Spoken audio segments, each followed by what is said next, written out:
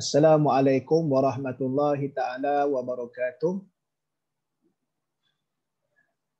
Alhamdulillah wassalatu wassalamu ala Rasulillah wa ala alihi wa sahbihi wa man tabi'ahu wa nasrahu wa man walah.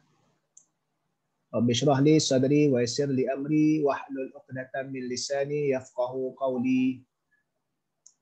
Yang dihormati pihak penganjur Seminar Antarabangsa Pengajian Islam Kontemporari 2021 International Conference of Contemporary Islamic Studies 2021 ISIS kepada sahabat-sahabat pembentangan yang lain yang turut serta bersama-sama dalam seminar antarabangsa yang dianjurkan ini. Saya Dr. Muhammad Zuhaili bin Saiman, Pensyarah Kanan Akademi Pengajian Islam Kontemporari ISIS UiTM Shah Alam, membentangkan kertas kerja yang saya akan kongsikan slide dia kepada semua sidang penonton sekalian.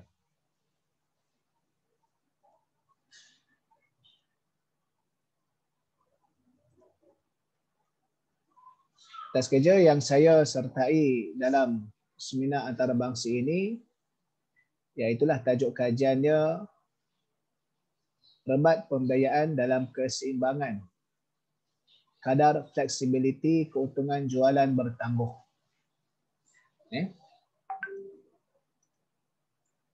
Pengenalan berkenaan dengan tajuk kajian ini, iaitulah dalam dunia moden sekarang ini dan kewangan semasa, kita tahu dari sudut jualan bertangguh atau jualan jangka panjang sangat mendapat tempat, apatah lagi jika melibatkan sesuatu pembelian ataupun aset yang nilainya yang sangat tinggi. Maka salah satu daripada kewangan tersebut adalah melibatkan jualan jangka masa panjang atau yang disebutkan jualan bertangguh.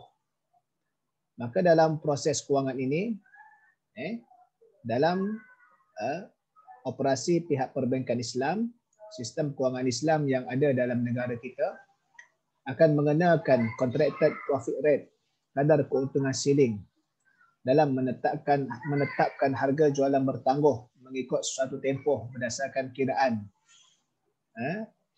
kadar keuntungan berdasarkan kepada tempoh yang telah dinilaikan. Maka contracted profit rate ini adalah sebagai satu jumlah total yang dikenakan di awal kontrak bagi memastikan mengelak daripada wujudnya unsur riba dan gharar yang berbeza dengan pinjaman yang berunsurkan riba, yang meletakkan kepada kadar faedah yang berubah-ubah. Memandangkan salah satu daripada konteks rukun dalam jual beli dalam Islam mestilah thamanun maklum, harga yang dimaklumi. Maka dalam jualan bertangguh, pihak perbankan selaku pembayar akan berhadapan dengan risiko ketidaktentuan masa hadapan dengan nilai masa wang tadi itu. Maka pertambahan nilai masa bertangguh ke atas nilai semasa ini adalah dibolehkan mengikut perbahasan daripada empat mazhab yang jika kita rujuk kepada perbahasan dalam konteks kewangan semasa, ia dinamakan sebagai time value of money. Maka untuk mengesahkan ia adalah syariah compliance, maka tak dapat tidak mesti ada jumlah yang jelas dan benda itu dimaklumi dan disepakati di awal kontrak. Dan daripada itulah berlakunya perbincangan berkenaan dengan rebat ataupun dalam bahasa Inggerisnya rebate yang akan diberikan oleh pihak bank pembiaya selaku pembayar kepada pelanggan dalam konteks pembiayaan jangka panjang sekiranya sama ada dalam situasi apabila tamat tempoh kadar keuntungan efektif ataupun effective profit rate tidak mencecah pada nilai contracted profit rate tadi itu. Maka perbezaan tadi itu dan setelah ditolak dengan kos pengurusan, maka di sana akan ada perbezaan yang akan dikurangkan. Maka pengurangan itulah dinamakan rebat. Ataupun juga apabila pelanggan melunaskan pembayaran awal, melakukan early settlement pada kadar tempoh yang lebih awal daripada tempoh yang sepatutnya. Maka pengiraan nilai semasa tadi itu akan mempengaruhi dari sudut perbezaan contracted profit rate dengan kadar keuntungan efektif, ditambah lagi ditolak dengan kos-kos operasi jika yang berkaitan. Maka di antara perbezaan nilai contracted profit rate dengan effective profit rate itulah yang akan dihitungkan oleh pihak bank selaku pembayar untuk diberikan rebat pengurangan kepada pelanggan tadi itu. Latar belakang kajian.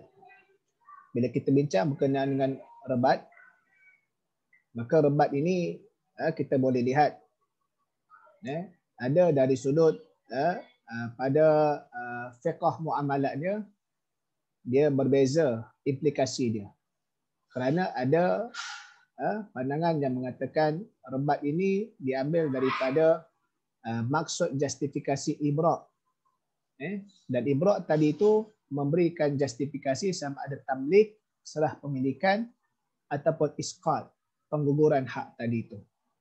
Maka kalaulah tamlik serah pemilikan, maka di sana implikasi dia tidak akan berlaku penukaran hak milik selagi belum diterima kabul daripada pihak yang kedua tadi itu. Maka kalau kita lihat dalam konteks ini sebenarnya tamlik ini lebih menjurus kepada konsep cashback. Kerana setelah kalau konsep cashback dibayar penuh dan diberikan pemulangan sebahagian daripada jumlah bayaran penuh tadi kepada pelanggan. Adapun isqat pengguguran bermaksud menggugurkan haknya, maka pihak yang menggugurkan haknya itu iaitulah pihak bank selaku pembayar tidak boleh menuntut balik setelah berlaku pengguguran tersebut. Maka ini yang lebih tepat kepada konsep rebat. Iaitulah maksud menggugurkan hak kerana telah menetapkan contracted profit rate di awal kontrak, namun pada akhir kontrak tadi itu setelah disempurnakan atau selesai, maka di situ ada pengurangan dia. Baik. Maka itulah yang dimaksudkan rebat menurut perspektif kewangan Islam. Kalau tengok dalam bahasa Arab pun adalah menghadiahkan, iaitulah memberikan hak serahan sama ada keseluruhan atau sebahagian, dan juga ataupun yang dimaksudkan dengan menggugurkan isqat, hak miliknya sebahagian atau keseluruhan. Maka sebagaimana daripada kajian lepas tadi itu didapati dalam perbincangan rebat adalah lebih menjurus kepada isqat kerana pelanggan tidaklah memiliki sebahagian wang dia, cuma digugurkan hak pembiaya tadi itu dikurangkan untuk pelanggan menyempurnakan bayaran, setelah mana nilai yang dikurangkan tadi itu berdasarkan kepada alasan-alasan yang tertentu dan pengiraan yang setelah diperhitungkan. Objektif kajian ini yang dilakukan adalah untuk menganalisis bentuk implementasi rebat pembiayaan jangka panjang yang memenuhi maqasid syariah. Kerana telah disebutkan di awal tadi berkenaan dengan syariah compliant telah pun selesai apabila dalam konteks perbincangan time value of money itu disepakati oleh Pak Mazhab dibolehkan, dan dari sudut pengoperasian jumlahnya itu telah dinyatakan di awal kontrak dan dipersetujui menerusi contracted profit rate. Namun dalam keadaan apa yang berlaku, kajian ini adalah nak melihat lebih kepada pertimbangan adakah pengoperasian rebat tadi itu memenuhi maqasid syariah. Yang kita tahu pengukuran kepada kejayaan sesuatu persyariatan itu pada zaman ini dapat diukur menerusi dengan pertimbangan dalam memenuhi maqasid syariah tadi itu, yang mana objektif besarnya membawa kebaikan, maslahat dan juga hendak menolak kerosakan atau kemudaratan. Dan yang kedua, secara asasnya adalah nak menilai kadar flexibility yang mana menjamin kebajikan pembiaya, bank dan juga pelanggan. Kedua-dua pihak mendapat kebajikan dan jaminan. Berbeza kalaulah dari sudut sebelah pihak saja. Kerana perbincangan dalam pembiayaan jangka panjang dengan penetapan contracted profit rate itu telah menjamin kebajikan di pihak pembiaya iaitulah bank. Kerana pihak bank telah mendapat kadar yang sepatutnya dengan nilai yang lebih tinggi dengan tempoh yang diberikan tadi itu, yang dibolehkan oleh syariah. Namun bagaimana pula persoalan di pihak pelanggan?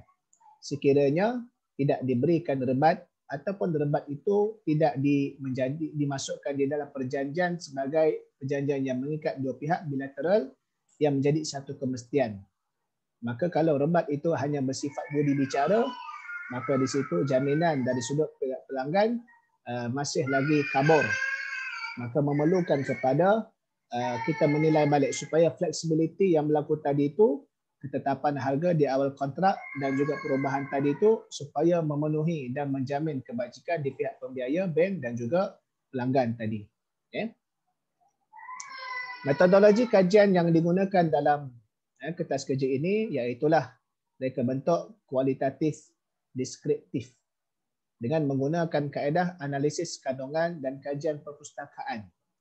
Sumber-sumber berbentuk dokumen prima dan sekunder seperti kitab rujukan daripada At-Turath serta penulisan-penulisan akademik di dalam jurnal dan artikel yang berkaitan adalah dirujuk untuk mengetahui hukum serta analisis dokumen yang berkaitan pengoperasian bagi membolehkan kefahaman yang mendalam pengkaji terhadap pengoperasian semasa berkaitan tajuk yang dikaji iaitulah rebat dalam pembiayaan jangka panjang.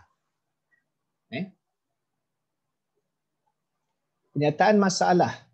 Apa yang berlaku dalam perbincangan daripada kajian-kajian lepas, berlakunya masalah serta tuntutan bahkan dihadapkan ke mahkamah di antara pelanggan dan juga pihak pembiaya iaitulah bank apabila melibatkan didapati rebat yang diaplikasikan itu adalah sekadar budi bicara ataupun ia perjanjian yang tidak mengikat. Maka apabila sekadar budi bicara ataupun perjanjian yang tidak mengikat, maka di situlah timbul masalah-masalah yang dilontarkan daripada kes-kes yang berlaku serta kajian-kajian akademik yang lepas. Di mana masalahnya iaitulah berapakah hak sebenar yang layak oleh pelanggan. Kerana apabila dalam kewangan Islam, ketetapan harga mesti jelas di awal kontrak, maka di situ akan berlaku masalah setelah mana berlalunya beberapa tahun tempoh perjanjian, tempoh pembiayaan yang jangka masa panjang tadi itu, apabila kadar efektif keuntungan tadi itu lebih rendah daripada kadar ceiling yang telah ditentukan. Maka sebenarnya berapa yang sewajarnya. Baik. Yang keduanya, akan berlakulah bebanan ke atas pelanggan. Jika harga semasa efektif profit rate, kadar keuntungan efektif lebih rendah daripada kadar keuntungan ceiling, contracted profit rate tadi itu. Kerana sewajarnya pelanggan membeli dengan nilai semasa. Maka terikat dengan nilai yang awal yang disetujui di awal kontrak, maka di situlah menjadi bebanan ke atas pelanggan. Maka dalam kewangan Islam, walaupun perkara itu syariah compliant kerana kadar telah dimaklumi, maka kita perlu mengambil juga kadar ihsan supaya kebajikan di pihak pelanggan tadi itu terjamin. Adapun ketetapan harga di awal kontrak itu untuk memastikan akad tadi itu bebas daripada unsur riba dan juga urur. Dan yang ketiganya akan berlaku juga masalah apabila peningkatan harga tidak mengikut standard harga pasaran. Kerana pengiraan kadar nilai tadi itu mengikut time value of money adalah pada waktu sekarang. Dan dalam perjalanan tempoh untuk menuju 30 tahun sebagai contoh, dalam tempoh pertengahan 15 tahun kemungkinan akan berlakunya perubahan dari sudut base rate yang dipengaruhi dengan penetapan overnight policy rate oleh Bank Negara Malaysia. Maka sudah pasti walaupun perubahan sedikit 1%, maka di situlah akan mempengaruhi nilai yang besar tadi itu. Contohnya seumpama sekarang apabila kita berada dalam wabak pandemik COVID, kadar keuntungan overnight policy rate, kadar wang semalaman adalah rendah berbanding dengan sebelum daripada ini, yang mana kita berada pada 1.75% berbanding sebelum daripada ini 3% dan something. Maka di sinilah akan mempengaruhi bagaimana base rate yang ditawarkan oleh setiap perbankan dalam pembiayaan jangka panjang, jangka panjang dalam yang diuruskan tadi itu. Dapatan kajian maka mendapati bahawasanya kita untuk menjadikan implementasi ribat yang memenuhi maqasid syariah, maka perlu dikuatkuasakan secara menyeluruh dan ketetapan yang mesti, iaitulah ribat yang mengikat. Bagaimana perjanjian secara bilateral yang melibatkan dua pihak dimasukkan ke dalam kontrak. Kerana apa? Kerana dengan ribat yang mengikat ini, kita akan lihat dua perkara dilaksanakan. Yang pertama, menjana keuntungan patuh syariah.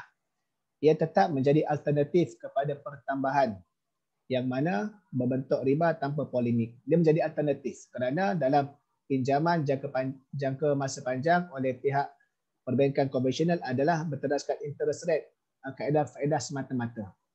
Dalam keuntungan, pembiayaan jangka panjang tetap menjadi alternatif apabila penetapan harga dibuat pada awal dan tak ada polemik apabila berada pada akhir ataupun disempurnakan kontrak tadi itu ataupun berlakunya early settlement tadi itu. Baik. Yang kemudiannya akan mendapati kadar yang jelas berapa sebenarnya keuntungan yang berhak oleh pihak bank tadi itu. Di samping menjaga kebajikan pembiaya pihak bank tadi. Kerana apabila berlakunya pilihan jangka panjang dengan time value of money yang dibenarkan, di situ sebenarnya pada awal telah menjaga kebajikan pihak bank. Baik. Dan bagaimana ribat yang mengikat ini dilaksanakan, iaitulah kita mengambil kaedah ba' wa ta'ajjal. Ba' wa ta'ajjal iaitulah satu kaedah di mana dalam hadis Nabi SAW apabila seorang tadi itu ada komitmen hutang dia dibayarkan awal dan disegerakan bayar pada tempoh awal pada yang sepatutnya, kemudian dia diberikan pengurangan. Walaupun konteks yang ini berbeza, iaitulah penjualan, tapi konteks pengurangan atau pengguguran tadi itu boleh diambil melihat kepada konsep penyegeraan yang dilakukan. Dan ia mestilah menggunakan pakai konsep sulh, iaitulah kita rundingan dalam perdamaian, iaitulah dipersetujui. Sebagaimana yang telah disebutkan tadi itu, pengurangan tadi itu tidak hanya melibatkan perbezaan di antara contracted profit rate dengan juga effective profit rate, maka perlu juga dalam perdamaian tadi itu setelah mana setuju untuk dilakukan penolakan kos-kos yang jelas pengoperasian yang dilakukan oleh pihak bank. Maka butiran-butiran tadi itu mesti jelas untuk membolehkan penolakan bagi kos-kos operasi tadi itu, maka ini wajar. Maka pihak pelanggan mendapat kadar jualan harga semasa mengikut tahun tersebut dan juga pihak bank juga mendapat keuntungan beserta mendapat hak dalam kos-kos pengoperasian yang telah dilakukan tadi itu. Maka kesimpulan dan penutup dia daripada kajian ini, status pemberian ribat yang kalau sekadar boleh bicara oleh pihak bank sahaja, maka perlu diberikan perhatian. Kerana hakikatnya pemberian ribat yang bersifat boleh bicara ini tidaklah menjamin kebajikan di sebelah pihak pelanggan. Itu persoalan yang berlaku. Maka dilihat tidak memenuhi maqasid syariah kerana hanya sebelah pihak saja yang mendapat kebajikan.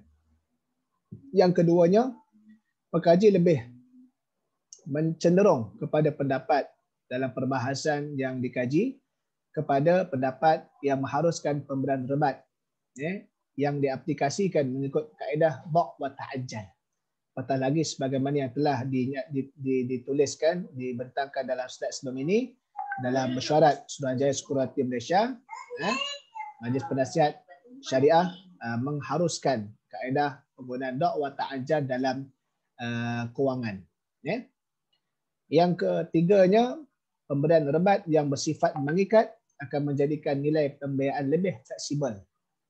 Maka fleksibel tadi itu Tidak seumpama bersifat terapung-apung, floating, seumpamanya kadar faedah, tapi dia lebih bersifat kadar fleksibel, pakai kaedah dha' wa ta'ajjal dan konsep al-suh. Maka perubahan nilai tadi itu dengan data-data dalam kos-kos yang perlu ditolak perlulah jelas dalam dokumen-dokumen semasa yang dilakukan. Kerana dari sudut dokumen awal tadi telah sah, cuma apabila berlaku perubahan perlu dibuat dari sudut dokumen yang baru yang mendapatkan persetujuan di antara kedua-dua belah pihak, yang mana di situlah memerlukan konsep as-sulh tadi itu dalam sesuatu nilai yang berubah tadi itu, yang relevan, yang menjamin dan menjaga kedua-dua belah pihak dalam konteks rebat pembiayaan yang lebih fleksibel bagi pengiraan kadar keuntungan jualan ataupun pembiayaan jangka panjang. Jadi itu sahaja dapatan yang boleh dikongsikan kepada semua berdasarkan kertas kajian yang dilakukan ini. Mudah-mudahan ada manfaat dia dan juga akan menjadikan bagaimana kita terus membangunkan kewangan Islam di negara kita dengan lebih baik daripada semasa kepada semasa. Terima kasih kepada pihak pengajar atas peluang yang diberikan ini. Mudah-mudahan mendapati kehendak pihak pengajar dalam seminar antarabangsa yang dijalankan. Sekadar itu saja. Assalamualaikum warahmatullahi taala wabarakatuh.